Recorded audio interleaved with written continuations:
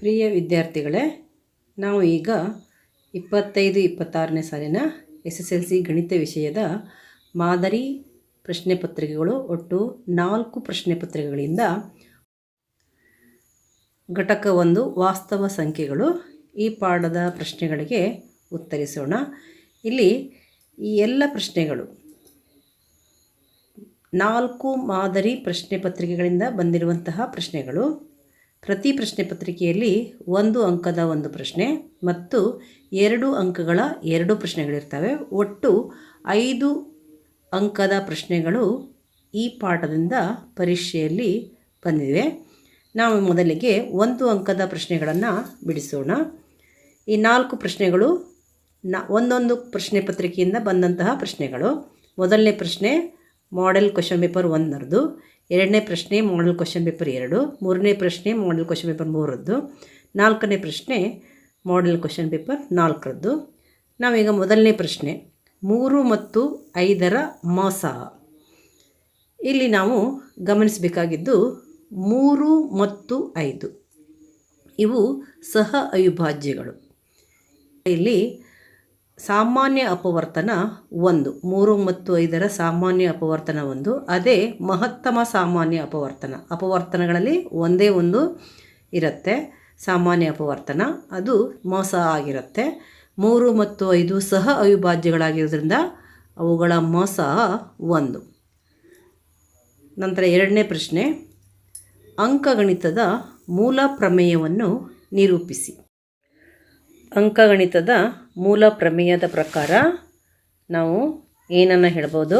ಪ್ರತಿಯೊಂದು ಸಂಯುಕ್ತ ಸಂಖ್ಯೆಯನ್ನು ಅವಿಭಾಜ್ಯಗಳ ಗುಣಲಬ್ಧವಾಗಿ ವ್ಯಕ್ತಪಡಿಸಬಹುದು ಅಥವಾ ಅಪವರ್ತಿಸಬಹುದು ಮತ್ತು ಈ ಅಪವರ್ತಿಸುವಿಕೆಯು ಅವಿಭಾಜ್ಯ ಅಪವರ್ತನಗಳು ಘಟಿಸುವ ಕ್ರಮವನ್ನು ಹೊರತುಪಡಿಸಿ ಅನನ್ಯವಾಗಿರುತ್ತದೆ.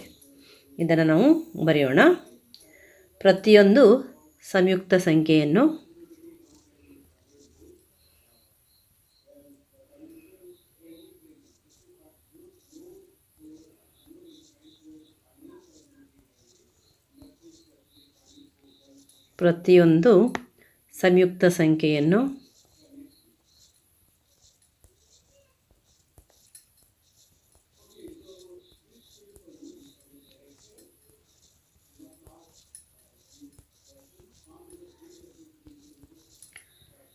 ಅವಿಭಾಜ್ಯಗಳ ಗುಣಲಬ್ಧವಾಗಿ ವ್ಯಕ್ತಪಡಿಸಬಹುದು.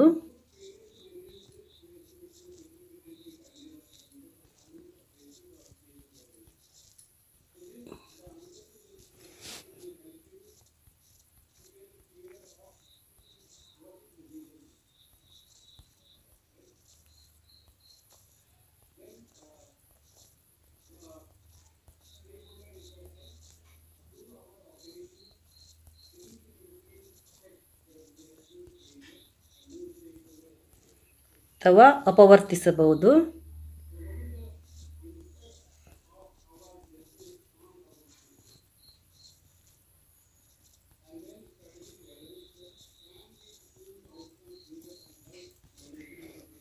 ಈ ಅಪವರ್ತಿಸುವಿಕೆಯು ಮತ್ತು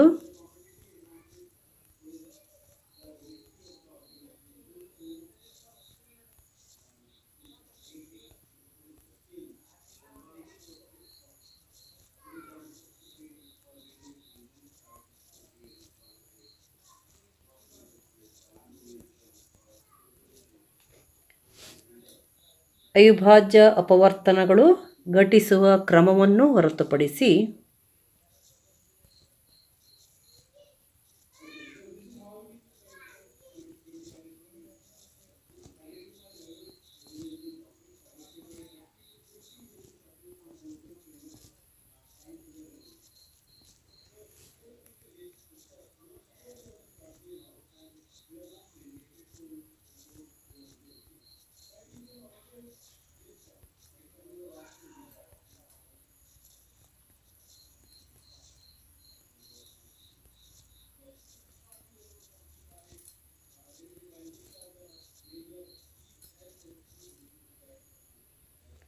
ಅನನ್ಯವಾಗಿರುತ್ತದೆ.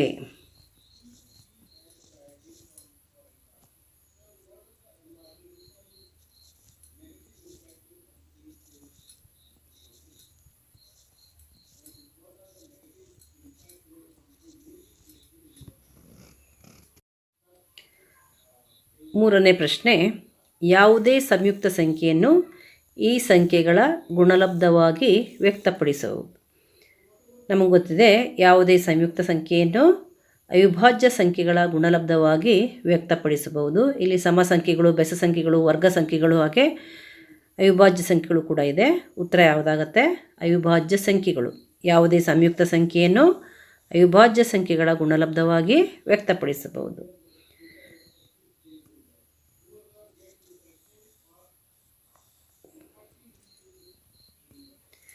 ನಂತರ ನಾಲ್ಕನೇ ಪ್ರಶ್ನೆ, ಇಲ್ಲಿ ಪಿ ಮತ್ತು ಕ್ಯೂಗಳು ಸಹ ಅವಿಭಾಜ್ಯಗಳಾದರೆ ಪಿ ಸ್ಕ್ವೇರ್ ಕ್ಯೂ ಸ್ಕ್ವೇರ್ನ ಮೊಸ. ಇಲ್ಲಿ ಪ್ರಶ್ನೆ ಸರಿಯಾಗಿ ಮೂಡಿ ಬಂದಿಲ್ಲ. ಪಿ ಮತ್ತು ಕ್ಯೂಗಳು ಸಹ ಅವಿಭಾಜ್ಯಗಳಾದರೆ ಪಿ ಸ್ಕ್ವೇರ್ ಮತ್ತು ಕ್ಯೂ ಸ್ಕ್ವೇರ್ನ ಮೊಸ. P square is equals to P into P ಆಗುತ್ತೆ. Q square is equals to Q into Q ಆಗುತ್ತೆ. ಇಲ್ಲಿ ಪಿ ಮತ್ತು ಕ್ಯೂಗಳು ಸಹ ಅವಿಭಾಜ್ಯಗಳು, ಅಂದರೆ ಅವುಗಳ ಸಾಮಾನ್ಯ ಅಪವರ್ತನ 1, ಸಹ 1 ಆಗಿರುತ್ತೆ. ಅದಕ್ಕಾಗಿ ಇಲ್ಲಿ ಬೇರೆ ಯಾವುದೇ ಸಾಮಾನ್ಯ ಅಪವರ್ತನಗಳು ಬರೋದಿಲ್ಲ. ಅಂದರೆ ಎಚ್ ಸಿ ಎಫ್ ಏನಾಯಿತು, ಸಹ ಏನಾಯಿತು, 1 ಆಗುತ್ತೆ. ಆಪ್ಷನ್ ಬಿ ಇದು ಉತ್ತರ ಆಗುತ್ತೆ. ನಂತರ 2 ಅಂಕದ ಪ್ರಶ್ನೆಗಳು. 2 ಸಂಖ್ಯೆಗಳ ಸಹ ಮತ್ತು ಸಹಗಳ ಗುಣಲಬ್ಧ 2016 ಆಗಿದೆ. ಅವುಗಳಲ್ಲಿ ಒಂದು ಸಂಖ್ಯೆಯು 42 ಆದರೆ ಇನ್ನೊಂದು ಸಂಖ್ಯೆಯನ್ನು ಕಂಡುಹಿಡಿಯಿರಿ. ಹಾಗೂ ಆ 2 ಸಂಖ್ಯೆಗಳ ಸಹವನ್ನು ಅವಿಭಾಜ್ಯ ಅಪವರ್ತನ ವಿಧಾನದಿಂದ ಕಂಡುಹಿಡಿಯಿರಿ. ಇಲ್ಲಿ 2 ಸಂಖ್ಯೆಗಳ ಸಹ ಮತ್ತು ಸಹಗಳ ಗುಣಲಬ್ಧವನ್ನು ಕೊಟ್ಟಿದ್ದಾರೆ. ಎಷ್ಟಿದೆ? ಅದು 2016. ಒಂದು ಸಂಖ್ಯೆಯನ್ನು ಕೊಟ್ಟಿದ್ದಾರೆ 42. ನಾವು ಇನ್ನೊಂದು ಸಂಖ್ಯೆಯನ್ನು ಕಂಡುಹಿಡಿಬೇಕು. ಹಾಗೆಯೇ ಇಲ್ಲಿ ಆ 2 ಸಂಖ್ಯೆಗಳ ಸಹವನ್ನು ಕೂಡ ನಾವು ಅವಿಭಾಜ್ಯ ಅಪವರ್ತನ ವಿಧಾನದಿಂದ ಕಂಡುಹಿಡಿಬೇಕು. ಇನ್ನೊಂದು ಸಂಖ್ಯೆಯನ್ನು ಕಂಡುಹಿಡ್ಕೊಂಡು ನಾವು ಆ 2 ಸಂಖ್ಯೆಗಳ ಸಹವನ್ನು ಅವಿಭಾಜ್ಯ ಅಪವರ್ತನದಿಂದ ಕಂಡುಹಿಡಿಬೇಕು. ಈಗ ಮೊದಲಿಗೆ ನಾವು ಸಹ ಮತ್ತು ಸಹಗಳ ಗುಣಲಬ್ಧ ಮತ್ತು ಒಂದು ಸಂಖ್ಯೆಯನ್ನು ಉಪಯೋಗಿಸಿ ಇನ್ನೊಂದು ಸಂಖ್ಯೆಯನ್ನು ಕಂಡುಹಿಡಿಯೋಣ. ನಮಗೆ ಗೊತ್ತಿದೆ ಸಹ ಇಂಟು ಸಹ ಇಸ್ ಈಕ್ವಲ್ಸ್ ಟು ಆ 2 ಸಂಖ್ಯೆಗಳ ಗುಣಲಬ್ಧ. ಇಲ್ಲಿ ಕೊಟ್ಟಿರೋದೇನು? ಹೆಚ್ ಇಂಟು ಎಲ್. ಎಷ್ಟಿದೆ? ಅದು 2016. ಮತ್ತು ಒಂದು ಸಂಖ್ಯೆಯನ್ನು ನಾವು ಎ ಅಂತ ಇಟ್ಕೊಳ್ಳೋಣ. ಎ ಇಸ್ ಈಕ್ವಲ್ಸ್ ಟು ಎಷ್ಟು? 42. ನಾವು ಇನ್ನೊಂದು ಸಂಖ್ಯೆಯನ್ನು ಕಂಡುಹಿಡಿಬೇಕು. ಹಾಗೆ ಮತ್ತೇನನ್ನು ಕಂಡುಹಿಡಿಬೇಕು? ಸಹವನ್ನು ಕಂಡುಹಿಡಿಬೇಕು. ಹೆಚ್ ಇಸ್ ಈಕ್ವಲ್ಸ್ ಟು ಕಂಡುಹಿಡಿಬೇಕು. ಹೆಚ್ ಅಂದರೆ ಸಹ, ಹೆಚ್ ಅಂದರೆ ಸಹ, ಎಲ್ ಅಂದರೆ ಸಹ. ಈಗ ನಾವು ಬಿಯನ್ನು ಕಂಡುಹಿಡಿಬೇಕಾದ್ರೆ A into B is equals to H into L ಅಂತ ಬರೆಯೋಣ. A into B is equals to H into L. ನಾವು ಬಿಯನ್ನು ಕಂಡುಹಿಡಿಬೇಕು. ಅದಕ್ಕೆ ಬಿ ಈಕ್ವಲ್ಸ್ ಮಾಡ್ಕೊಳ್ಳೋಣ. ಬಿ ಈಕ್ವಲ್ಸ್ ಏನಾಗುತ್ತೆ? H into L by A ಆಯಿತು. B is equals to H into L ಅನ್ನು ಅವರು ಕೊಟ್ಟಿರೋದ್ರಿಂದ ಅದನ್ನು ಬರೆಯೋಣ. ಏನಾಗುತ್ತದು? 2016. ಎ ಅಂದರೆ ಎಷ್ಟು? 42.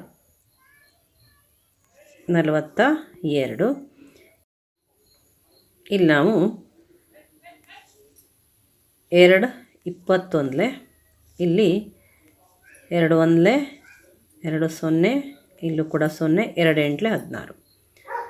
ಪುನಃ ನಾವು 7ರ ಮಗ್ಗಿಯಲ್ಲಿ ಅಥವಾ 3ರ ಮಗ್ಗಿಯಲ್ಲಿ ಇವು ಹೋಗುತ್ತೆ ಅನ್ನೋದು ಗೊತ್ತಾಗುತ್ತೆ. 2 + 1 3, ಇದು 3ರ ಮಗ್ಗಿಯಲ್ಲಿದೆ. 8 + 1 9, ಇದು ಕೂಡ 3ರ ಮಗ್ಗಿಯಲ್ಲಿದೆ. 3 7 3 3 9 ಮತ್ತು 1 ಉಳ್ಕೊಳ್ತು. 3 3 9 ಮತ್ತು 3 6 18. ನಂತರ 7 1 7 4 28, 5 ಉಳ್ಕೊಳ್ಳೋದು 56, 7 8 56. ಅಂದರೆ ಏನು ಬಂತು? ಇಲ್ಲಿ 48 ಬಂತು. ಅಂದರೆ ಬಿನ ಬೆಲೆ ನಮಗೆ ಸಿಕ್ಕಿದೆ. ಎಷ್ಟು? 48. ಇನ್ನೊಂದು ಸಂಖ್ಯೆ ಏನಾಯಿತು? 48 ಆಯಿತು. ಈಗ ನಾವು ಏನನ್ನು ಕಂಡುಹಿಡಬೇಕು?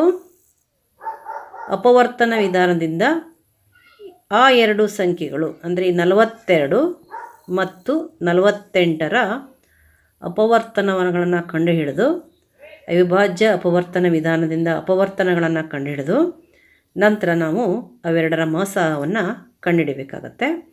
ಇಲ್ಲಿ ಮೊದಲಿಗೆ ನಾವು 42 ಬರ್ಕೊಳ್ಳೋಣ. 42ರ ಅವಿಭಾಜ್ಯ ಅಪವರ್ತನಗಳು. ಇದು 2ರ ಮಗ್ಗಿಯಿಂದ ಭಾಗವಾಗುತ್ತೆ. ಯಾಕಂತಂದರೆ ಬಿಡಿ ಸ್ಥಾನದಲ್ಲಿ 2 ಇದೆ. 2 2 2 1. ಇದು 21 ಮತ್ತೆ ಪುನಃ 2ರಿಂದ ಭಾಗವಾಗಲ್ಲ, ಯಾಕಂದರೆ ಬಿಡಿ ಸ್ಥಾನದಲ್ಲಿ 1 ಇದೆ. ಈಗ ಇದು 2 + 1 3 ಆಗಿರೋದ್ರಿಂದ 3 ಮಗ್ಗಿಯಲ್ಲಿದೆ. 3 7 21, 7 1 7. ಅಂದರೆ 21 ಏನಾಯಿತು? 2 × 3 × 7. ನಂತರ 48.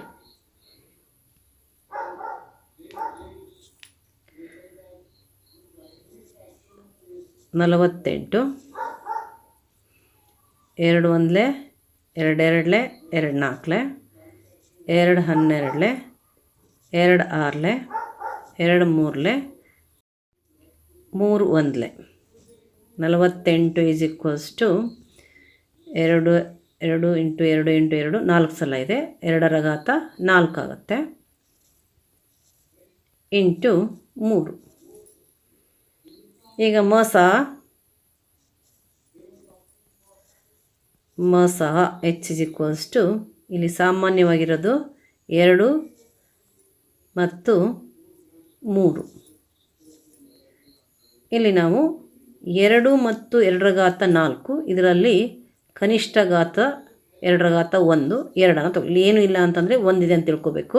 ಅದಕ್ಕೆ 2ರ ಘಾತ 1 ಅಂದರೆ 2 ಮತ್ತು 3 ಇದೆ. ನಾವು 3 ತಗೋಬೇಕು. ಮೊಸ ಏನಾಗುತ್ತೆ? 2 × 3 6 ಆಗುತ್ತೆ.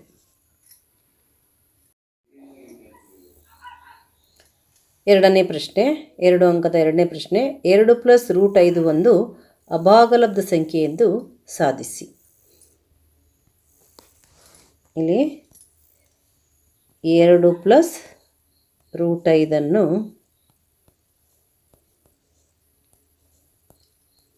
ಅಭಾಗಲಬ್ಧ ಸಂಖ್ಯೆ ಎಂದು ಸಾಧಿಸಿ.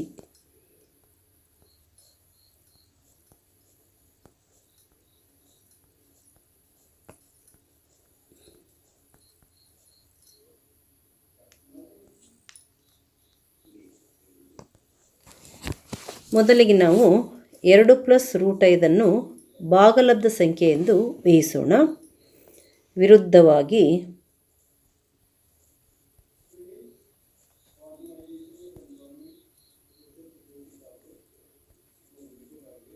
2 + √5 ಭಾಗಲಬ್ಧ ಸಂಖ್ಯೆ ಎಂದು ಊಹಿಸೋಣ.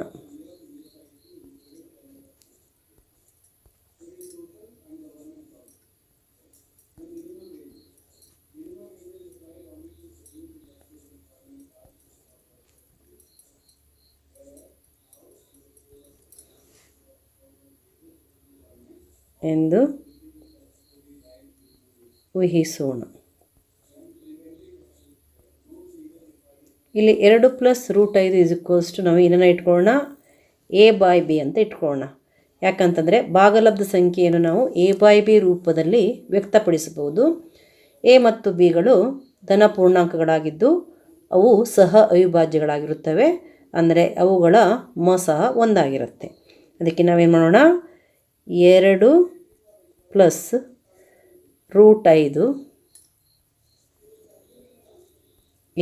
ಏನಂತ ಇಟ್ಕೊಳ್ಳೋಣ? a/b ಅಂತ ಇಟ್ಕೊಳ್ಳೋಣ. a/b. ಇಲ್ಲಿ a ಮತ್ತು bಗಳು ಏನು? a ಮತ್ತು bಗಳು ಧನ ಪೂರ್ಣಾಂಕಗಳು.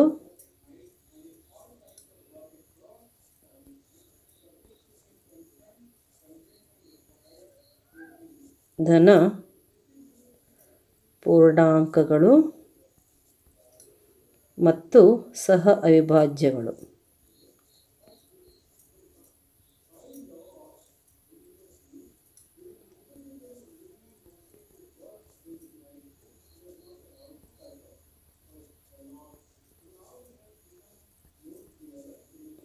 ಸಹ ಅವಿಭಾಜ್ಯ ಅಂದರೆ ಅವುಗಳ ಮ ಸಹ 1 ಅಂತ ಅರ್ಥ.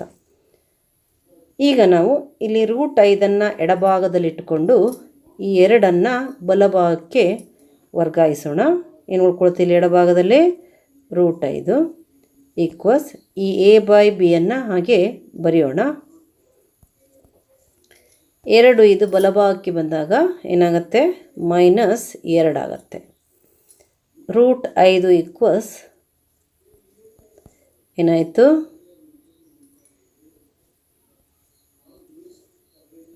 b.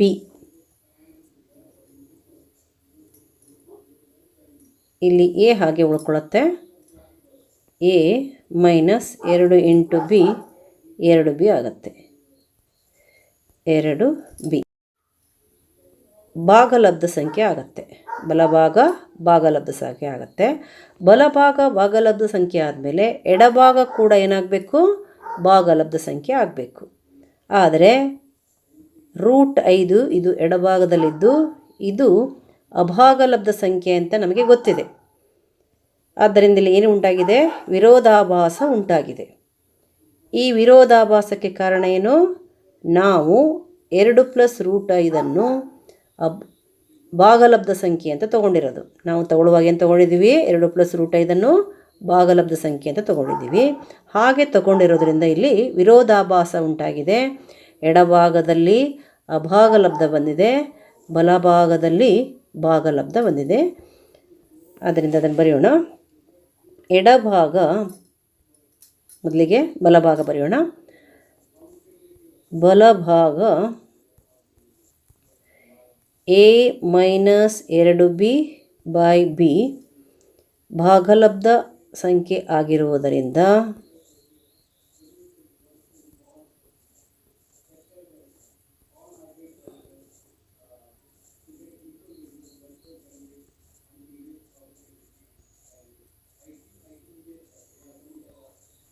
ಎಡಭಾಗ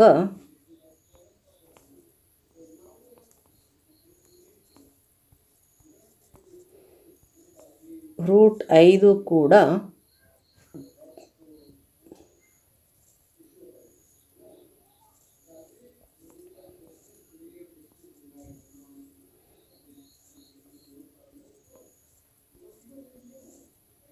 ಭಾಗಲಬ್ಧ ಸಂಖ್ಯೆ ಆಗುವುದು.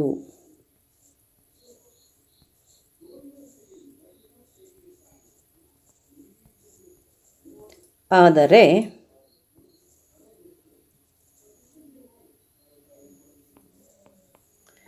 √5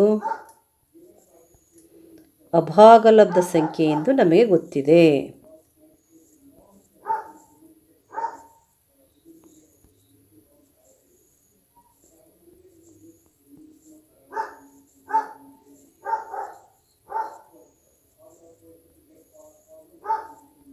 ನಮಗೆ ತಿಳಿದಿದೆ.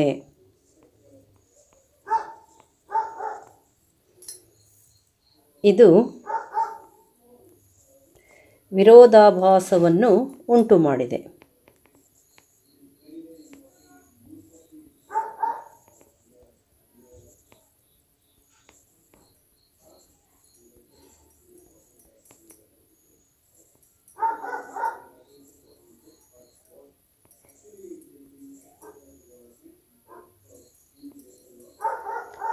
ಈ ವಿರೋಧಾಭಾಸಕ್ಕೆ ಕಾರಣ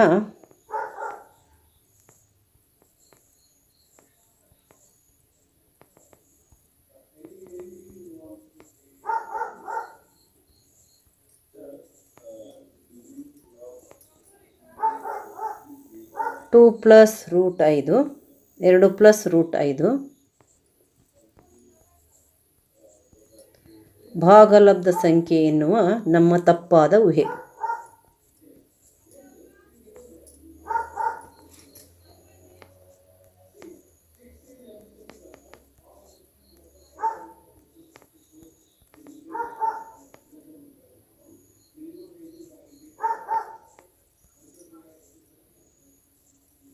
ನಮ್ಮ ತಪ್ಪಾದ ಊಹೆ.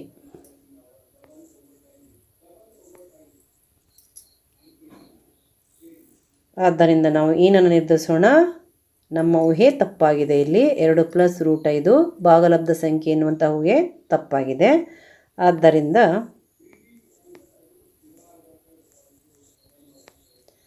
2 + √5 ಅಭಾಗಲಬ್ಧ ಸಂಖ್ಯೆ ಎಂದು ನಿರ್ಧರಿಸೋಣ.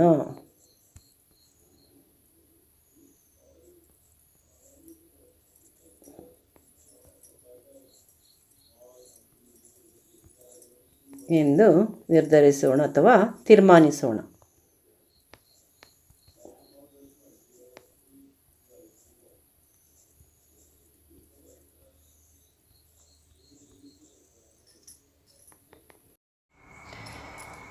ಮೂರನೇ ಪ್ರಶ್ನೆ, 2 ಅಂಕದ ಮೂರನೇ ಪ್ರಶ್ನೆ. 2 ಆಯತಾಕಾರದ ಮೇಜುಗಳ ಉದ್ದಗಳು ಕ್ರಮವಾಗಿ 84 ಸೆಂಟಿಮೀಟರ್ ಮತ್ತು 126 ಸೆಂಟಿಮೀಟರ್ ಆಗಿದ್ದು ಇವುಗಳ ಅಗಲ 42 cmಗೆ ಸಮವಾಗಿವೆ. 2 ಮೇಜುಗಳಿಗೆ ನಿಖರವಾಗಿ ಹೊಂದುವಂತೆ ಹಾಸಬಹುದಾದ ಚೌಕಾಕಾರದ ಗಾಜಿನ ಫಲಕದ ಗರಿಷ್ಠ ಉದ್ದವನ್ನು ಕಂಡುಹಿಡಿಯಿರಿ ಹಾಗೂ ಪ್ರತಿ ಮೇಜಿಗೆ ಹಾಸಲು ಬೇಕಾಗುವ ಗಾಜಿನ ಫಲಕಗಳ ಸಂಖ್ಯೆಯನ್ನು ಲೆಕ್ಕಾಚಾರ ಮಾಡಿ. ಇಲ್ಲಿ ಆಯತಾಕಾರದ ಮೇಜುಗಳ ಉದ್ದಗಳನ್ನು ಕೊಟ್ಟಿದ್ದಾರೆ, ಅಗಲವನ್ನು ಕೂಡ ಕೊಟ್ಟಿದ್ದಾರೆ. 2 ಮೇಜುಗಳ ಅಗಲಗಳು ಸಮವಾಗಿದ್ದಾವೆ. ಎಷ್ಟಿದೆ? 42 ಸೆಂಟಿಮೀಟರ್ ಇದೆ. ಉದ್ದಗಳು ಕ್ರಮವಾಗಿ 84 ಸೆಂಟಿಮೀಟರ್ ಮತ್ತು 126 ಸೆಂಟಿಮೀಟರ್ ಆಗಿವೆ. ಈಗ ನಾವು ಚೌಕಾಕಾರದ ಗಾಜಿನ ಫಲಕದ ಗರಿಷ್ಠ ಉದ್ದ ನಿಖರವಾಗಿ ಹೊಂದುವಂತೆ ಈ ಮೇಜುಗಳಿಗೆ ಹಾಸಬಹುದಾದ ಚೌಕಾಕಾರದ ಗಾಜಿನ ಫಲಕದ ಗರಿಷ್ಠ ಉದ್ದ ಅಂತಂದರೆ 84 ಮತ್ತು 126ರ ಮಸಾವನ್ನು ಕಂಡುಹಿಡಿಬೇಕು. ಮೊದಲ ಮೇಜಿಗೆ ಹಾಸಲು ಬೇಕಾಗುವ ಗಾಜಿನ ಫಲಕಗಳ ಸಂಖ್ಯೆ ಸಿಗುವುದು. ಹಾಗೆ 126 ಕೂಡ ಅದರಿಂದ ಮಸಾದಿಂದ ಭಾಗಿಸಿದರೆ ಎರಡನೇ ಮೇಜಿಗೂ ಕೂಡ ಹಾಸಬಹುದಾದ ಗಾಜಿನ ಫಲಕಗಳ ಸಂಖ್ಯೆ ಕೂಡ ಸಿಗುವುದು. ಈಗ 84 ಮತ್ತು 126ರ ಮಸಾವನ್ನು ಅವಿಭಾಜ್ಯ ಅಪವರ್ತನ ವಿಧಾನದಿಂದ ಕಂಡುಹಿಡಿಯೋಣ. ಮೊದಲಿಗೆ 84ನ್ನು ಬರ್ಕೊಳ್ಳೋಣ. 84 ಇದು 2ರಿಂದ ಭಾಗವಾಗುತ್ತೆ.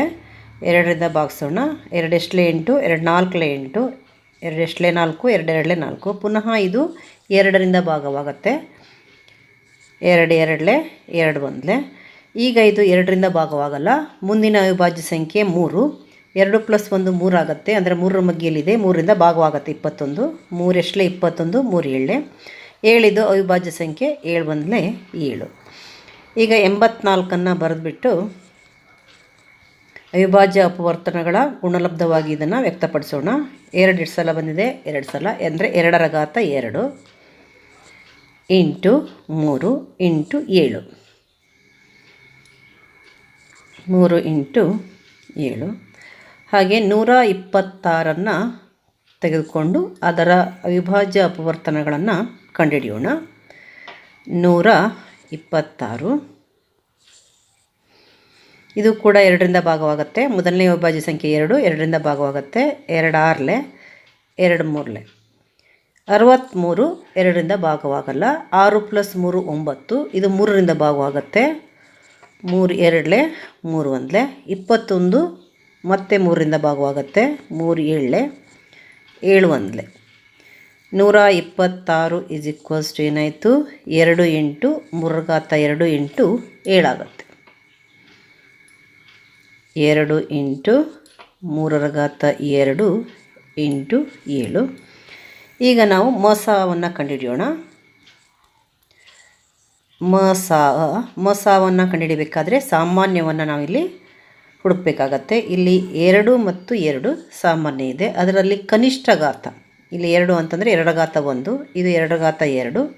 2ರ ಘಾತ 1 ಮತ್ತು 2ರ ಘಾತ 2ರಲ್ಲಿ ಮಸ ಏನಾಗುತ್ತೆ? 2ರ ಘಾತ 1 ಆಗುತ್ತೆ, ಅಂದರೆ 2. ಹಾಗೆ ಇಲ್ಲಿ 3 ಇದೆ, 3ರ ಘಾತ 2 ಇದೆ. 3 ಅಂತಂದರೆ 3ರ ಘಾತ 1, ಇದು 3ರ ಘಾತ 2. ಮಸ ಯಾವುದು? 3. ನಾವು ಮಸಕ್ಕೆ 3ಅನ್ನು ತಗೋಬೇಕು. ಹಾಗೆ ಇಲ್ಲಿ 7 ಇದೆ, ಇಲ್ಲೂ ಕೂಡ 7 ಇದೆ. ಇಂಟು 7 ಆಯಿತು. ಇಲ್ಲಿ 2, 3, 7 ಇವು ಮೂರೂ ಕೂಡ ಸಾಮಾನ್ಯ ಅಪವರ್ತನಗಳಾಗಿರೋದ್ರಿಂದ ನಾವು ಅವುಗಳ ಗರಿಷ್ಠ ಘಾತವಿರುವುದನ್ನು ತಗೋಬೇಕಾಗತ್ತೆ. 2 3 6, 6 7 42. ಮೊಸ ಎಷ್ಟು ಬಂತು? 42. ಹಾಗಾದರೆ ಇಲ್ಲಿ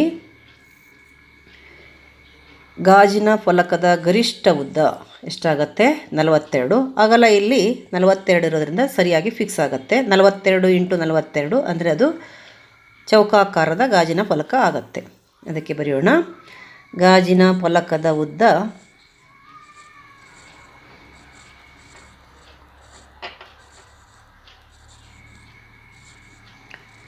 ಗಾಜಿನ ಫಲಕದ ಉದ್ದ 42 ಸೆಂಟಿಮೀಟರ್. ಈಗ ಬೇಕಾಗುವ ಗಾಜಿನ ಫಲಕಗಳ ಸಂಖ್ಯೆ.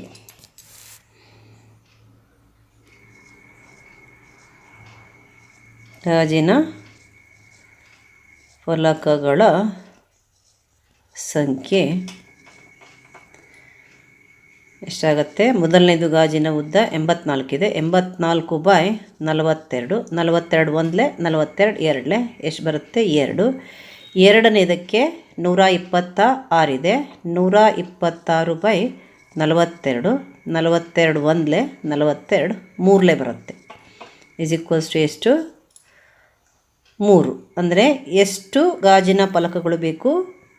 ಮೊದಲನೇದಕ್ಕೆ 2, ಎರಡನೇದಕ್ಕೆ 3.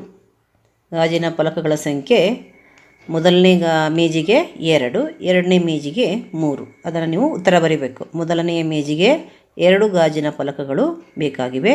ಹಾಗೆ ಎರಡನೆಯ ಮೇಜಿಗೆ 3 ಗಾಜಿನ ಫಲಕಗಳು ಬೇಕಾಗಿವೆ. 42 3 126, 42 2 84.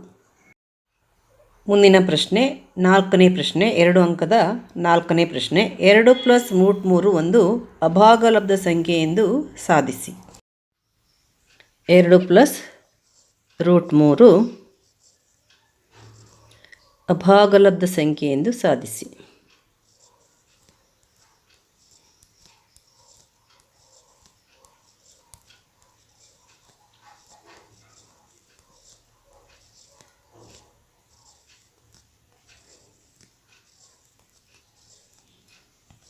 ಇದು ಪ್ರಶ್ನೆಯಾಗಿದೆ.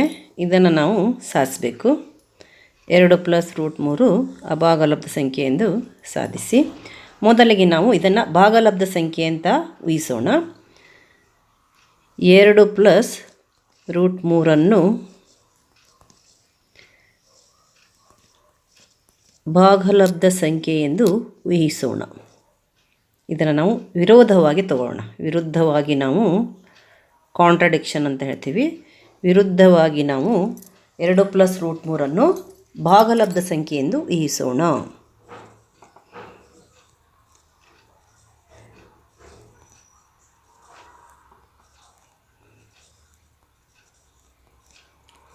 ಎರಡು ಪ್ಲಸ್ √3 ಭಾಗಲಬ್ಧ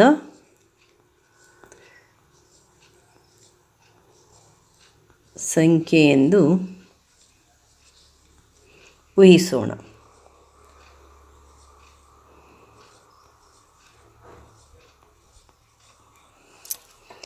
ಇದು ಭಾಗಲಬ್ಧ ಸಂಖ್ಯೆ ಆದ ಮೇಲೆ ಇದನ್ನು ನಾವು a/b ರೂಪದಲ್ಲಿ ವ್ಯಕ್ತಪಡಿಸೋದಕ್ಕೆ ನಮಗೆ ಬರಬೇಕು. ಅದನ್ನು ನಾವು a/b ರೂಪದಲ್ಲಿ ವ್ಯಕ್ತಪಡಿಸೋಣ. 2 + √3 = a/b ಇರಲಿ. ಇಲ್ಲಿ a ಮತ್ತು bಗಳೇನು? a ಮತ್ತು bಗಳು ಧನ ಪೂರ್ಣಾಂಕಗಳು ಮತ್ತು ಸಹ ಅವಿಭಾಜ್ಯಗಳು. ಅಂದರೆ ಅವುಗಳ ಮೊಸಹ 1.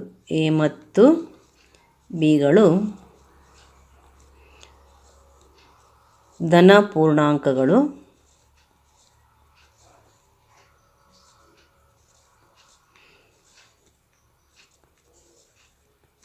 ಮತ್ತು ಸಹ ಅವಿಭಾಜ್ಯಗಳು.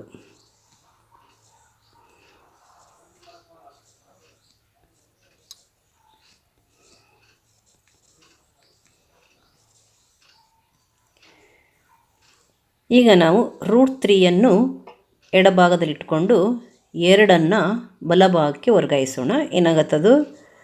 √3 ಈಕ್ವಲ್ಸ್ a/b -2 ಆಗುತ್ತೆ. ಇಲ್ಲಿ +2 ಇರೋದು ಈ ಕಡೆ ಬಂದ ತಕ್ಷಣ ಏನಾಗುತ್ತೆ, -2 ಆಗುತ್ತೆ. ಈ √3 ಹಾಗೆ ಬರೆಯೋಣ. ಲಸ ಏನಾಗುತ್ತೆ, b a - 2b ಆಯ್ತಿದು. ಇಲ್ಲಿ ಎಗೆ ಏನೇ ಉಳ್ಕೊಳ್ಳುತ್ತೆ, 2 ಏನಿದೆ ಇದು b ಜೊತೆ ಗುಣಿಸಿ ಬರುತ್ತೆ.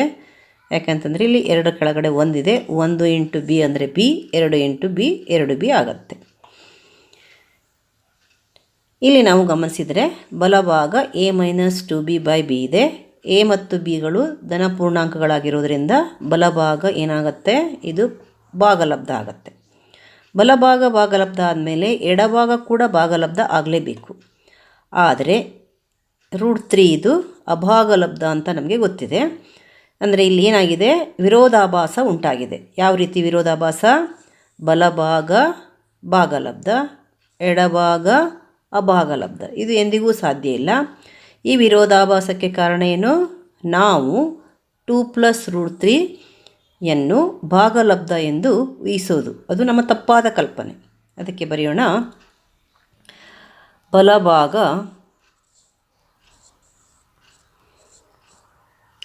a - 2b/b ಭಾಗಲಬ್ಧವಾಗಿರುವುದರಿಂದ ಭಾಗಲಬ್ಧ ಸಂಖ್ಯೆ ಆಗಿರುವುದರಿಂದ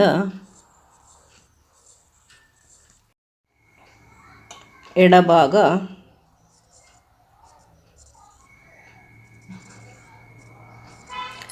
√3 ಕೂಡ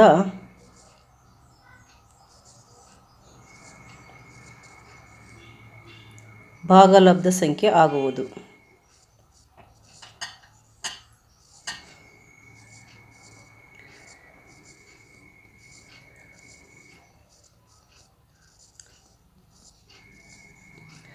ಆದರೆ ನಮಗೆ ಗೊತ್ತಿದೆ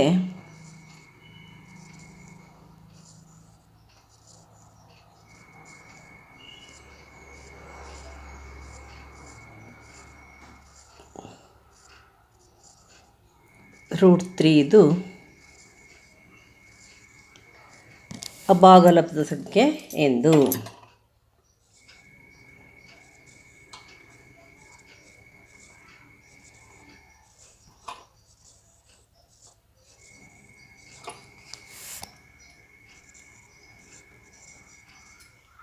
ಇದು ವಿರೋಧಾಭಾಸವನ್ನು ಉಂಟು ಮಾಡಿದೆ. ಇದು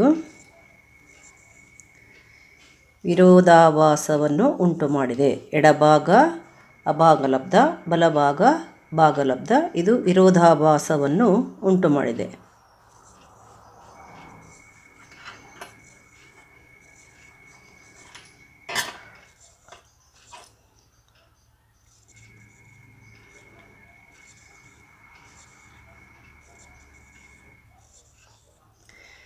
ಈ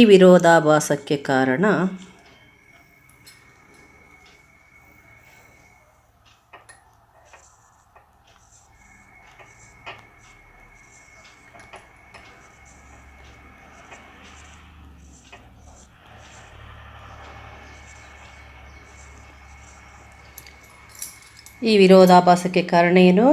2 + √3 ಎಂಬ ನಮ್ಮ ತಪ್ಪಾದ ಊಹೆ.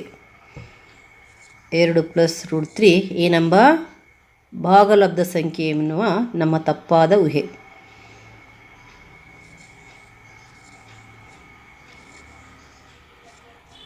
ಭಾಗಲಬ್ಧ ಸಂಖ್ಯೆ ಎನ್ನುವ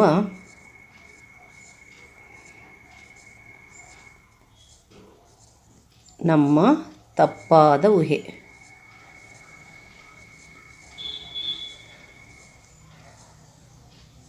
ಆದ್ದರಿಂದ ಏನನ್ನು ತೀರ್ಮಾನಿಸೋಣ?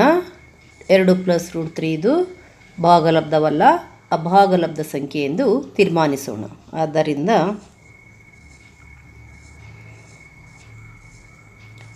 2 + √3 ಇದು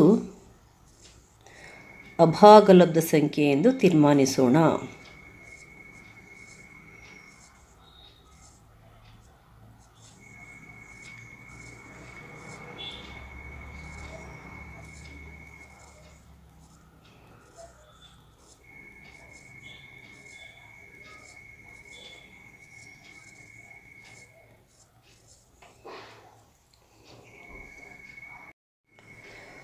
5ನೇ ಪ್ರಶ್ನೆ, 135 ಮತ್ತು 75ರ ಮಸಾಹವನ್ನು ಅವಿಭಾಜ್ಯ ಅಪವರ್ತನ ವಿಧಾನದಿಂದ ಕಂಡುಹಿಡಿದು ನಂತರ 20 ಮತ್ತು ಮಸಾಹ 135, 75ರ ಲಸಾಹ ಕಂಡುಹಿಡಿಯಿರಿ.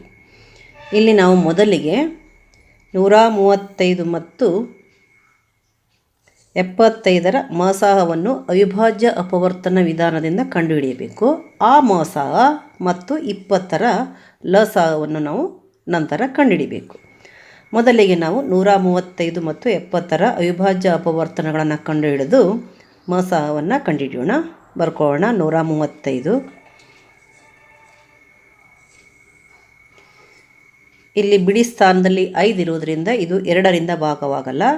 ನಾವು 3ರಿಂದ ಭಾಗವಾಗುತ್ತೋ ಒಂದು ಚೆಕ್ ಮಾಡಿದರೆ 1 + 3 4, 4 + 5 9 ಆಗುತ್ತೆ. 9 3ರ ಮಧ್ಯೆಯಲ್ಲಿದೆ, ಆದ್ದರಿಂದ ಇದು 3ರಿಂದ ಭಾಗವಾಗುತ್ತೆ. 3 4 12, 1 ಉಳ್ಕೊಳ್ಳುತ್ತೆ. 3 5 15. ಪುನಃ ಇಲ್ಲಿ 5 + 4 9, 3ರಿಂದ ಭಾಗವಾಗುತ್ತೆ. 3 1 3, ಇಲ್ಲಿ 1 ಉಳ್ಕೊಳ್ಳುತ್ತೆ. 15, 3 5 15. ನಂತರ 3 5 15,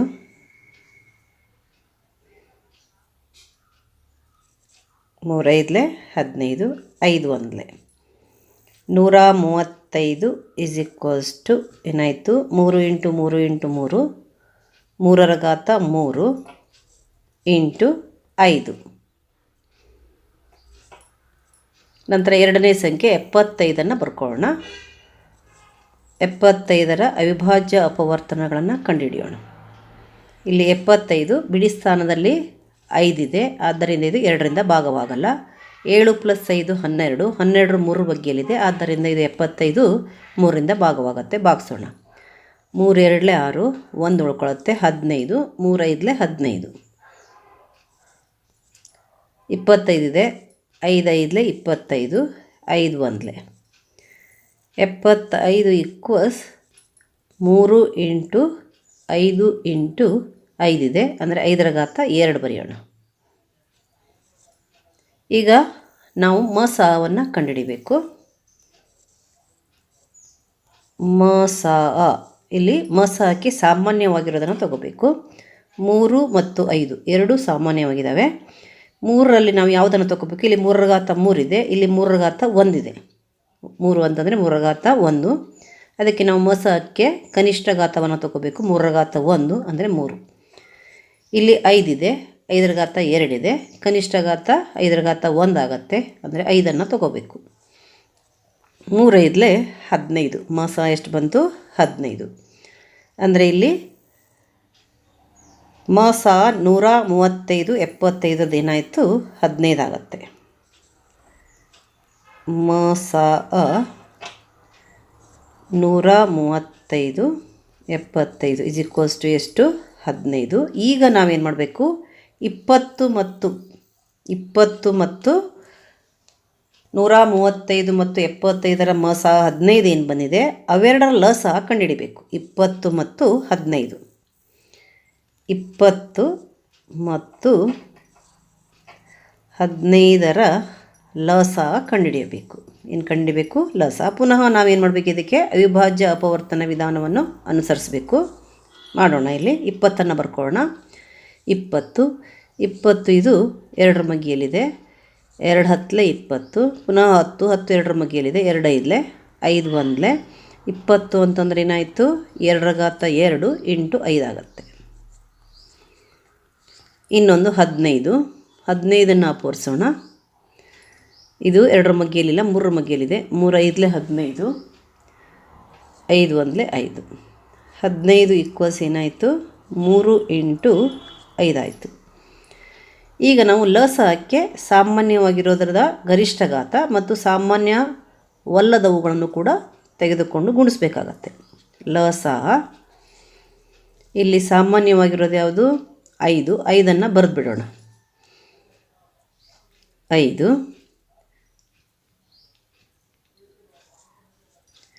ಇಲ್ಲಿ 5 ಬಿಟ್ಟರೆ ಉಳ್ಕೊಂಡಿರೋದು 2ರ ಘಾತ 4. ಇಲ್ಲಿ 5 ಬಿಟ್ಟರೆ ಉಳ್ಕೊಂಡಿರೋದು 3.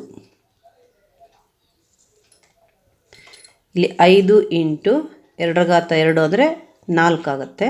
4 ಇಂಟು 3, 5 4 20, 23 60, 60 ಬರುತ್ತೆ. ಏನಾಯಿತು? 15 ಮತ್ತು ಮುಂದಿನ ಪ್ರಶ್ನೆ 6ನೇ ಪ್ರಶ್ನೆ. 5 ಮೈನಸ್ ರೂಟ್ 2 ಒಂದು ಅಭಾಗಲಬ್ಧ ಸಂಖ್ಯೆ ಎಂದು ಸಾಧಿಸಿ.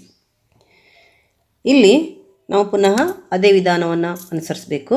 5 ಮೈನಸ್ ರೂಟ್ 2 ವಿರೋಧವಾಗಿ ನಾವು ಭಾಗಲಬ್ಧ ಎಂದು ಊಹಿಸಿಬಿಟ್ಟು ಅದನ್ನು a/b ರೂಪದಲ್ಲಿ ಬರೆದು ನಂತರ ಎಡಭಾಗ ಮತ್ತು ಬಲಭಾಗವನ್ನು ಸರಿದೂಗಿಸ್ಕೊಂಡು ನಾವು ಪರೀಕ್ಷಿಸಬೇಕಾಗತ್ತೆ.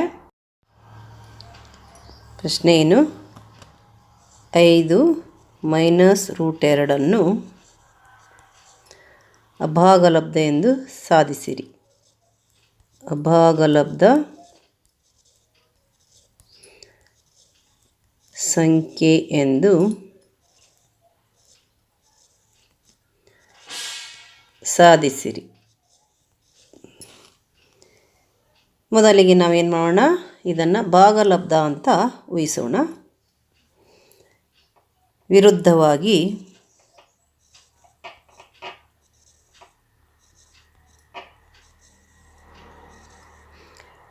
5 ಮೈನಸ್ ರೂಟ್ 2 ಭಾಗಲಬ್ಧ ಎಂದು ಊಹಿಸೋಣ. ಭಾಗಲಬ್ಧ ಸಂಖ್ಯೆ ಎಂದು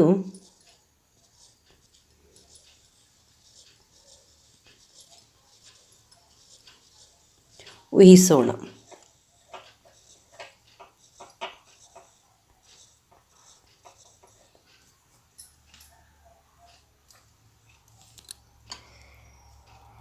ಐದು ಮೈನಸ್ ರೂಟ್ 2 ಇದು ಭಾಗಲಬ್ಧ ಸಂಖ್ಯೆ ಆದಮೇಲೆ ಅದನ್ನು ನಾವು ಯಾವ ರೂಪದಲ್ಲಿ ವ್ಯಕ್ತಪಡಿಸ್ಬೋದು?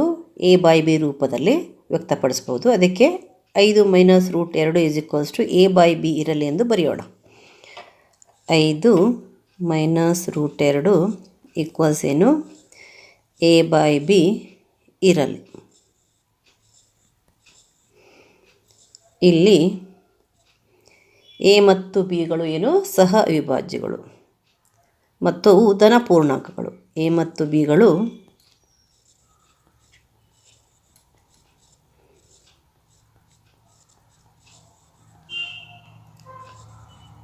ಧನ ಪೂರ್ಣಾಂಕಗಳು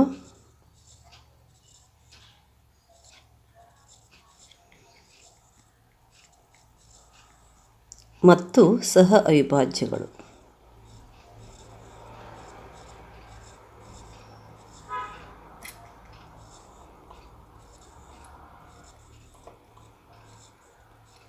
ಅಂದರೆ ಅವೆರಡರ ಮೊಸ ಒಂದಾಗಿರುತ್ತೆ. ಈಗ ನಾವು 5 ಈ ಕಡೆ ಟ್ರಾನ್ಸ್ಫರ್ ಮಾಡೋಣ. ಅಂದರೆ ಏನು ನೋಡ್ಕೊಳ್ತೀವಿ? Minus root 2 equals a/b minus 5 ಆಗುತ್ತೆ. ಮೈನಸ್ ರೂಟ್ 2 ಈಕ್ವಲ್ಸ್ ಏನಾಯಿತು? ಇಲ್ಲಿ ಲಸವನ್ನು ತಗೊಳ್ಳೋಣ. ಲಸ ಏನಾಗುತ್ತೆ? b ಆಗುತ್ತೆ. ಮತ್ತು ಮೇಲ್ಭಾಗದಲ್ಲಿ ಏನು ಬಂತು? a minus 5 into b 5b ಬರುತ್ತೆ. ಈಗ ಪುನಃ ನಾವು ಎಡಭಾಗ ಮತ್ತು ಬಲಭಾಗವನ್ನು ಪರೀಕ್ಷೆ ಮಾಡಿದರೆ ಬಲಭಾಗದಲ್ಲಿ a ಮೈನಸ್ 5b/b ಏನಿದೆ ಇದು ಭಾಗಲಬ್ಧ ಸಂಖ್ಯೆ ಆಗುತ್ತೆ. ಯಾಕಂತಂದರೆ a ಮತ್ತು bಗಳು ಧನ ಪೂರ್ಣಾಂಕಗಳು. ಅದು ಭಾಗಲಬ್ಧ ಸಂಖ್ಯೆ ಆದಮೇಲೆ ಬಲಭಾಗ a ಮೈನಸ್ 5b/b ಇದು ಭಾಗಲಬ್ಧ ಸಂಖ್ಯೆ ಆದಮೇಲೆ ಎಡಭಾಗ ಕೂಡ ಭಾಗಲಬ್ಧ ಸಂಖ್ಯೆ ಆಗಬೇಕು. ಆದರೆ ಇಲ್ಲಿ ರೂಟ್ 2 ಇದೆ, ಮೈನಸ್ ರೂಟ್ 2 ಇದೆ. ರೂಟ್ 2 ಇದು ಅಭಾಗಲಬ್ಧ, ಮೈನಸ್ ರೂಟ್ 2 ಕೂಡ ಅಭಾಗಲಬ್ಧ. ಬಲಭಾಗ ಭಾಗಲಬ್ಧ ಆದಮೇಲೆ ಎಡಭಾಗ ಕೂಡ ಭಾಗಲಬ್ಧವಾಗಬೇಕು. ಆದರೆ ಇಲ್ಲಿ ರೂಟ್ 2 ಇದೆ. ರೂಟ್ 2 ಇದು ಅಭಾಗಲಬ್ಧ ಅಂತ ನಮಗೆ ಗೊತ್ತಿದೆ. ಅದೇ ರೀತಿ ಮೈನಸ್ ರೂಟ್ 2 ಕೂಡ ಅಭಾಗಲಬ್ಧವಾಗುವುದು. ಬಲಭಾಗದಲ್ಲಿ ಭಾಗಲಬ್ಧ, ಎಡಭಾಗದಲ್ಲಿ ಅಭಾಗಲಬ್ಧ. ಇದು ವಿರೋಧಾಭಾಸವನ್ನು ಉಂಟು ಮಾಡಿದೆ. ಈ ವಿರೋಧಾಭಾಸಕ್ಕೆ ಕಾರಣ ಏನು? ನಾವು 5 ಮೈನಸ್ ರೂಟ್ 2 ಇದು ಭಾಗಲಬ್ಧ ಎಂದು ಊಹಿಸಿರೋದು, ತಪ್ಪಾಗಿ ಊಹಿಸಿರೋದು. ಅದಕ್ಕೆ ಬರೆಯೋಣ. ಬಲಭಾಗ a ಮೈನಸ್ 5b/b ಇದು ಭಾಗಲಬ್ಧ ಸಂಖ್ಯೆಯಾಗಿರುವುದರಿಂದ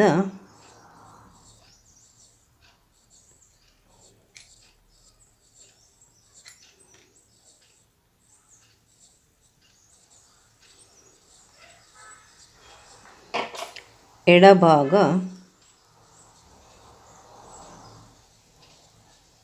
-√2 ಕೂಡ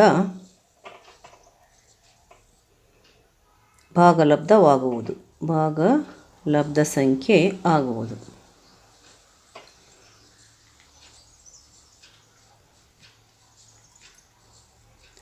ಆದರೆ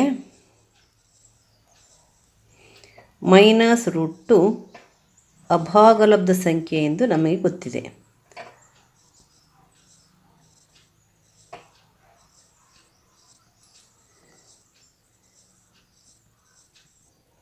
ನಮಗೆ ತಿಳಿದಿದೆ.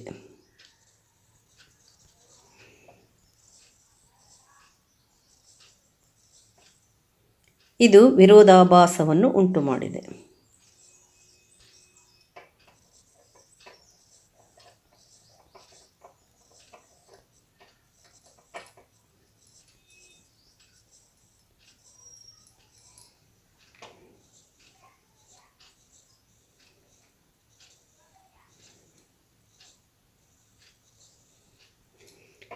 ಈ ವಿರೋಧಾಭಾಸಕ್ಕೆ ಕಾರಣ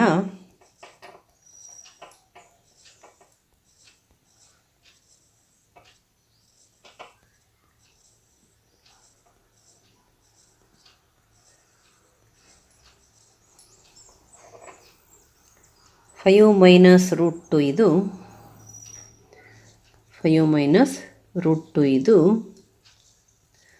ಭಾಗಲಬ್ಧ ಸಂಖ್ಯೆ ಎನ್ನುವ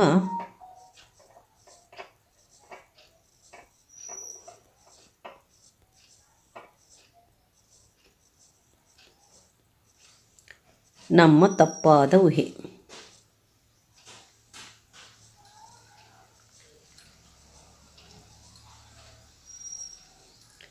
ಆದ್ದರಿಂದ 5 ಅನ್ನು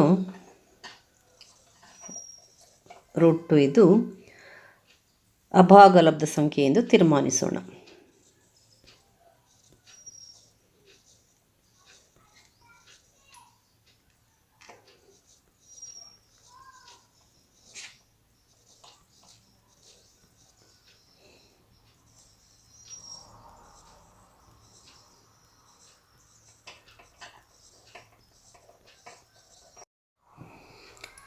ಏಳನೇ ಪ್ರಶ್ನೆ.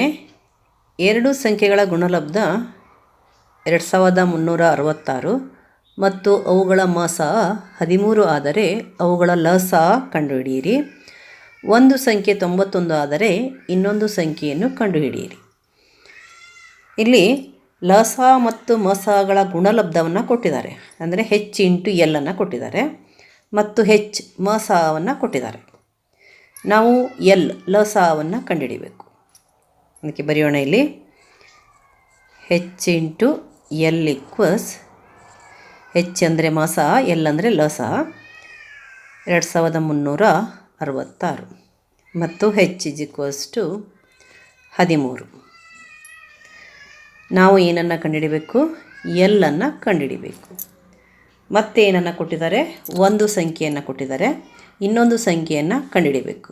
ಆ ಎರಡು ಸಂಖ್ಯೆಗಳನ್ನು A ಮತ್ತು B ಅಂತ ಇಟ್ಕೊಂಡ್ರೆ ಮೊದಲನೇ ಸಂಖ್ಯೆ A ಅನ್ನು ಕೊಟ್ಟಿದ್ದಾರೆ, A = 91 ಆದರೆ B = ? ಈಗ ನಾವು L ಅನ್ನು ಕಂಡುಹಿಡಿಬೇಕಾದರೆ H×L ಮತ್ತು H ಅನ್ನು ಉಪಯೋಗಿಸಬೇಕು. H×L = ಎಷ್ಟು ಕೊಟ್ಟಿದ್ದಾರೆ? 2366 ಕೊಟ್ಟಿದ್ದಾರೆ. Hನ ಬೆಲೆಯನ್ನು ಕೊಟ್ಟಿದ್ದಾರೆ, ಅದನ್ನು ಬರೆಯೋಣ. 13 × L = 2366. L = ಏನಾಗುತ್ತೆ? 2366/13 ಆಗುತ್ತೆ. ನಾವು 2366 13ರಿಂದ ಭಾಗಿಸಿದರೆ 13 1 13, ಇಲ್ಲಿ 10 ಉಳ್ಕೊಳ್ಳುತ್ತೆ. ಈ 6 ಇಳಿಸ್ಕೊಂಡ್ರೆ 106 ಆಯಿತು. 13 8 104 ಆಯಿತು. ಇಲ್ಲಿ 2 ಉಳ್ಕೊಳ್ಳುತ್ತೆ. 106 - 104, 6 4 ಹೋದರೆ 2, ಈ 6 ಇಳಿಸ್ಕೊಂಡ್ವಿ, 26 ಆಯಿತು. 13 2 26 ಅಂದರೆ 13 1 13 182. ಎಲ್ ಇಸ್ ಈಕ್ವಲ್ಸ್ ಟು ಎಷ್ಟು ಸಿಕ್ತು? 182 ಆಯಿತು. ಈಗ ನಾವು ಒಂದು ಸಂಖ್ಯೆ 91 ಇನ್ನೊಂದು ಸಂಖ್ಯೆಯನ್ನು ಕಂಡುಹಿಡಬೇಕು. ಇದಕ್ಕೆ ಯಾವ ಸಂಬಂಧವನ್ನು ಉಪಯೋಗಿಸಬೇಕು? A into B equals H into L ಅನ್ನು ಉಪಯೋಗಿಸ್ಬೇಕು. ಎಯನ್ನು ಕೊಟ್ಟಿದ್ದಾರೆ 91 ಇಂಟು ಬಿ ಈಕ್ವಲ್ಸ್ ಹೆಚ್ ಇಂಟು ಎಲ್ ಕೊಟ್ಟಿದ್ದಾರೆ 2366. ಬಿ ಈಕ್ವಲ್ಸ್ ಏನಾಗುತ್ತೆ? 2366 ಬೈ 91 ಆಗುತ್ತೆ. 2366 91ರಿಂದ ನಾವು ಭಾಗಿಸ್ಬೇಕು. ಇಲ್ಲಿ 236 ಇದೆ. 9 ಮೂರಲೆ ಅಂದರೆ 270ಕ್ಕಿಂತ ಜಾಸ್ತಿ ಆಗುತ್ತೆ. 2 ತೊಗೋಬೋದು. 1 2 2, 9 2 18, 91 2 182 ಆಯಿತು. 6ರಲ್ಲಿ 4 ಹೋದರೆ 6ರಲ್ಲಿ 2 ಹೋದರೆ 4. ಇಲ್ಲಿ 3 ಇದೆ. 13ರಲ್ಲಿ 8 ಹೋದರೆ 5 ಆಯಿತು. 1 ಮೈನಸ್ 1 0 ಆಯಿತು. 54. ಈ 6ಅನ್ನು ಇಳಿಸ್ಕೊಳ್ಳೋಣ. ಇಲ್ಲಿ 1 6 6, 9 6 54 ಇರೋದ್ರಿಂದ 6ರಿಂದ ಗುಣಿಸೋಣ. 1 6 6, 9 6 54 ಈಕ್ವಲ್ಸ್ 0 ಬಂತು. ಅಂದರೆ ಎಷ್ಟು ಬಂತು? 26 ಬಂತು. 91 1 91 26. ಬಿ ಈಕ್ವಲ್ಸ್ ಎಷ್ಟಾಯಿತು? 26. ಇನ್ನೊಂದು ಸಂಖ್ಯೆ ಎಷ್ಟು? 26 ಅಂತ ಬರೀರಿ. ಇಲ್ಲಿ ಬರೆಯೋಣ. ಲ ಸ ಅ 182. ಇನ್ನೊಂದು ಸಂಖ್ಯೆ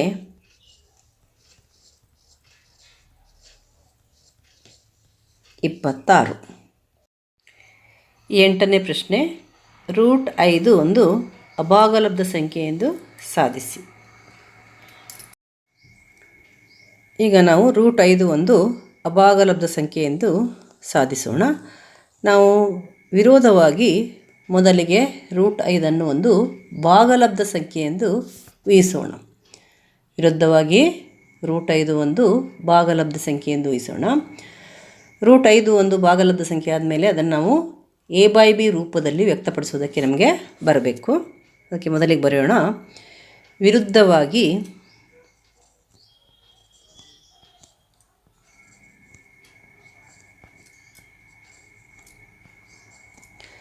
√5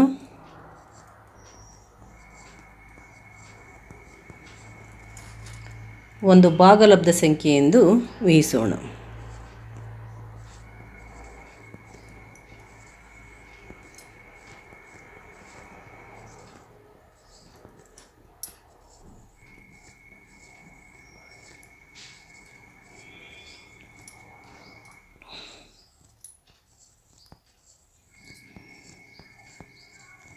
√5 ಭಾಗಲಬ್ಧ ಸಂಖ್ಯೆ ಆದಮೇಲೆ ಅದನ್ನು a/b ರೂಪದಲ್ಲಿ ವ್ಯಕ್ತಪಡಿಸೋದಕ್ಕೆ ನಾವು ಬರಬೇಕು. ಅದಕ್ಕೆ ಬರೆಯೋಣ. √5 ಈಸ್ ಈಕ್ವಲ್ಸ್ ಟು a/b ಇರಲಿ. ಇಲ್ಲಿ a ಮತ್ತು bಗಳು ಧನ ಪೂರ್ಣಾಂಕಗಳು.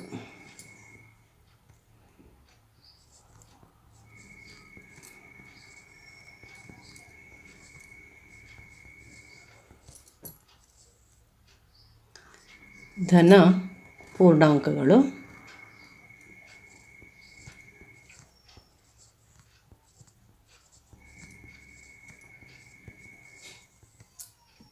ಬಿ ಇದು 0 ಆಗಿರೋದಿಲ್ಲ ಮತ್ತು ಎ ಮತ್ತು ಬಿಗಳು ಸಹ ಅವಿಭಾಜ್ಯಗಳು. ಅಂದರೆ ಒಂದನ್ನು ಹೊರತುಪಡಿಸಿ ಬೇರೆ ಸಾಮಾನ್ಯ ಅಪವರ್ತನವನ್ನು ಹೊಂದಿರುವುದಿಲ್ಲ. ಅದಕ್ಕೆ ನಾವು ಇದನ್ನೇನಂತ ಹೇಳ್ತೀವಿ? ಸಹ ಅವಿಭಾಜ್ಯಗಳು ಅಂತ ಹೇಳ್ತೀವಿ.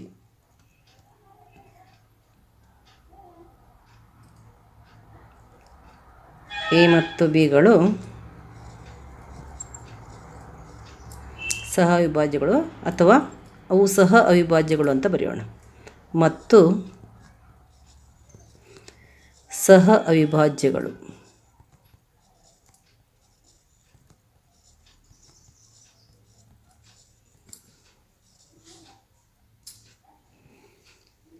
ಈಗ ನಾವು ಬಿಯನ್ನು √5 ಜೊತೆ ಗುಣಿಸೋಣ. ಓರೆ ಗುಣಾಕಾರ ರೀತಿಯಲ್ಲಿ ಇದನ್ನು ಬರೆಯೋಣ. b ಇಂಟು √5 a ಆಗುತ್ತೆ. ಎರಡು ಕಡೆಗೆ ವರ್ಗಗೊಳಿಸಿ ಮರುಜೋಡಿಸೋಣ.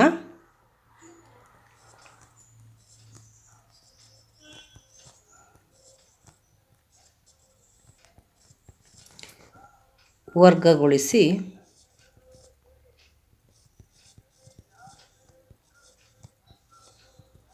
ಏನಾಗುತ್ತಿದ್ದು b√5 ಈಕ್ವಲ್ಸ್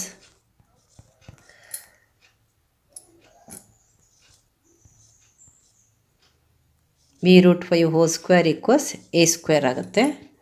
ಅಂದರೆ ಏನಾಯ್ತಿದು 5b² ಆಗುತ್ತೆ. 5b². √5 ಹೋಲ್ ಸ್ಕ್ವೇರ್ ಅಂದರೆ 5b² ಈಕ್ವಲ್ಸ್ a².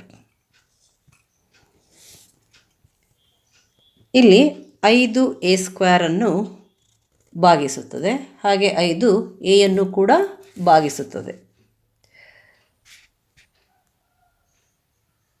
ಇದನ್ನು 1 ಅಂತ ಇಟ್ಕೊಳ್ಳೋಣ. 5 ಇದು ಏನು ಮಾಡುತ್ತೆ, a² ಅನ್ನು ಭಾಗಿಸುವುದು. ಯಾಕೆಂದರೆ 5b² a² ಇರೋದರಿಂದ 5a² ಅನ್ನು ಭಾಗಿಸುವುದು. 5 a ಕೂಡ ಭಾಗಿಸುವುದು. ಒಂದು ಪ್ರಮೇಯ ಇದೆ.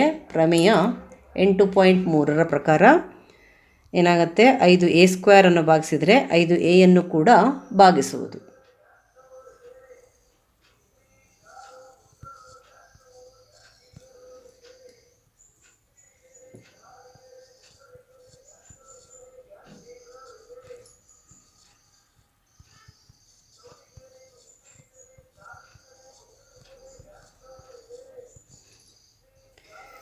ಇಲ್ಲಿ 5a ಭಾಗಿಸೋದ್ರಿಂದ ನಾವು a = 5c ಅಥವಾ 5k ಅಂತ ಇಟ್ಕೊಳ್ಳೋಣ. a = 5c. ಇಲ್ಲಿ c ಏನು, c ಒಂದು ಪೂರ್ಣಾಂಕ. c ಏನಿಲ್ಲಿ, c ಇದು ಪೂರ್ಣಾಂಕ. ಈಗ ಪುನಃ ನಾವು ಎರಡು ಕಡೆಗೆ ವರ್ಗ ಮಾಡೋಣ.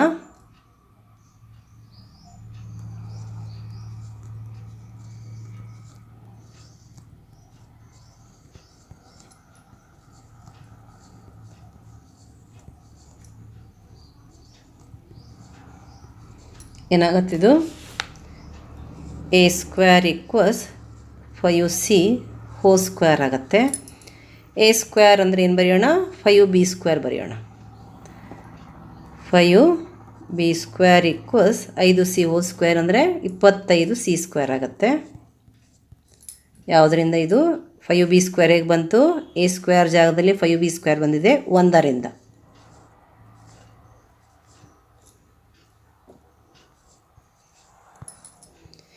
ಏನಾಯ್ತು ಇಲ್ಲಿ, 5 1 5 5 b² ಈಕ್ವಲ್ಸ್ 5c² ಆಯಿತು. 5 ಇದು b² ಅನ್ನು ಭಾಗಿಸುತ್ತೆ, 5 ಇದು b ಕೂಡ ಭಾಗಿಸುತ್ತೆ.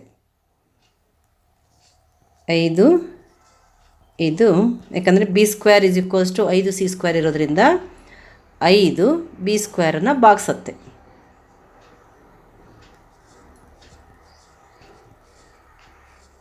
ಭಾಗಿಸುವುದು 5 ಇದು b ಕೂಡ ಭಾಗಿಸುವುದು.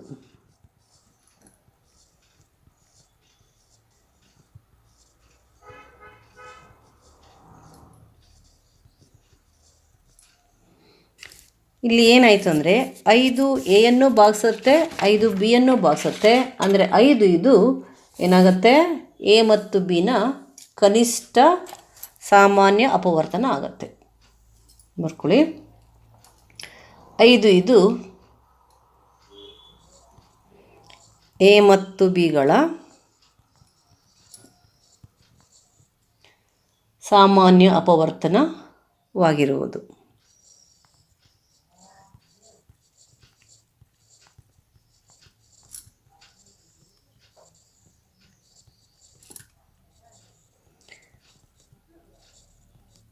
ನಾವು ಇಲ್ಲಿ ಏನನ್ನು ತಗೊಂಡಿದ್ದೀವಿ, ಎ ಮತ್ತು ಬಿಗಳು ಸಹ ಅವಿಭಾಜ್ಯಗಳು ಅಂತ ತಗೊಂಡಿದ್ದೀವಿ. ಈ ಸತ್ಯ ಸಂಗತಿಗೆ ಇದು ವಿರುದ್ಧವಾಗಿದೆ.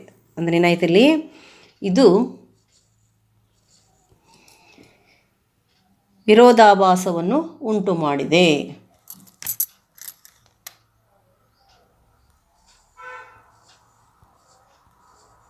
ಏನು ವಿರೋಧಾಭಾಸ?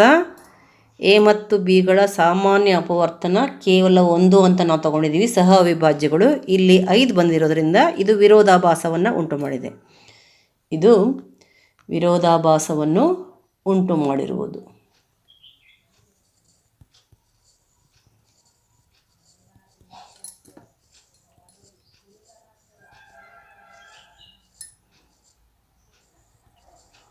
ಈ ವಿರೋಧಾಭಾಸಕ್ಕೆ ಕಾರಣ ಏನು? ಈ ವಿರೋಧಾಭಾಸಕ್ಕೆ ಕಾರಣ √5 ಇದು ಭಾಗಲಬ್ಧ ಎನ್ನುವ ಒಂದು ತಪ್ಪಾದ ಊಹೆ.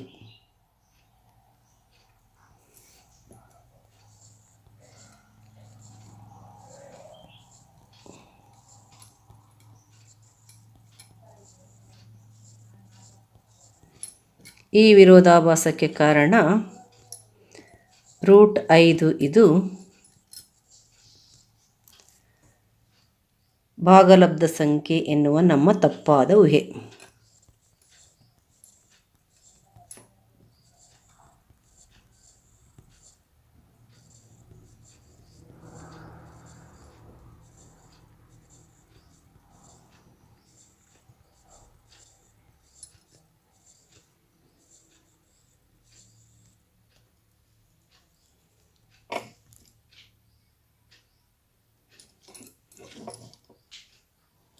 ಆದ್ದರಿಂದ ನಾವು ಏನನ್ನು ತೀರ್ಮಾನ, ಆದ್ದರಿಂದ √5 ಒಂದು ಅಭಾಗಲಬ್ಧ ಸಂಖ್ಯೆ ಎಂದು